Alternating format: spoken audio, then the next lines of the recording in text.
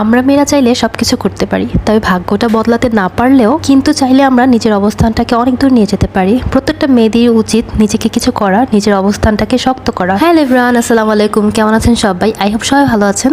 আমি কিন্তু পুরো সংসারটা সামলে শুধু যে কন্টেন্ট ক্রিয়েশন করি সেটাও না, রাত জেগে আমাকে বেকিংয়ের কাজও করতে হয়। একেবারে নিজের শখ থেকে করলেও এটা কিন্তু আমার একটা প্যাশন, প্লাস বলা যেতে পারে প্রফেশনও। নিজের কষ্ট করে আর্নিং করা টাকা আমি চাইলে যখন যেটা ইচ্ছা হয় সেটা করতে পারি, সেটা কিনতে পারি, যখন সেটা ভালো লাগে করতে পারি। কারো কাছে চাইতে হয় না, হয়তো বা হাজব্যান্ডের কাছে চাইলে সে দিবে এবং কি দেয়ও।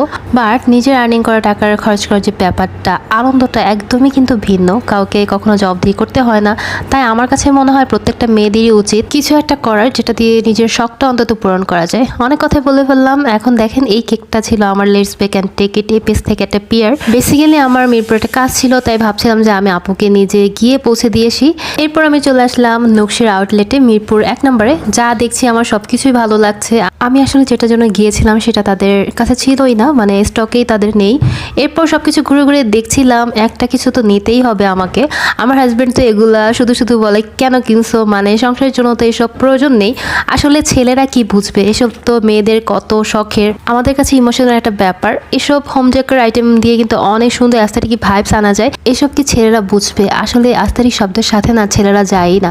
তাই আমি কি করি, একেবারে অনেক কিছু কিনি না, একটা একটা করে কিনি যখন যেটা প্রয়োজন ভালো লাগে। একজন আপু কমেন্ট করেছিলেন এটার লোকেশনটা কোথায়। এটা হচ্ছে মিরপুর 1 নম্বরে, চাইনিজের সামনে, নকশিতে।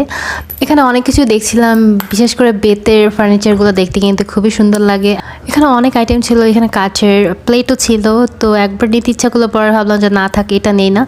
এখানে বাঁশের কিছু ইউনিক ইউনিক ট্রেও ছিল, দেখতে কিন্তু খুবই সুন্দর লাগছিল। যখন পছন্দের কোনো জিনিস যদি কিনতে আসি, তখন যদি সেটা না পাই না, খুব খারাপ লাগে। যেটা নিতে আসলাম সেটা তো পাইনি। পরে ভাবলাম যে এখানে কাঠের কিছু স্ট্যান্ড ছিল, এটা মাল্টিপারপাসে ইউজ করা যায়।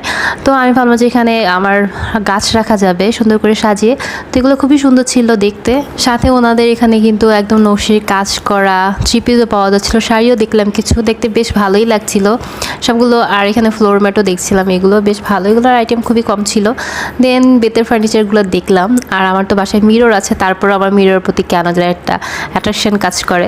মিররগুলো কিন্তু বেশ ভালোই ছিল দেখতে, আর হাইট বেশি ছিল। এগুলোর প্রাইস ছিল মোটামুটি 6 থেকে 7-এর মধ্যে। দেন আমি আমার টুকটাক কেনাকাটা করে বাসায় চলে আসি।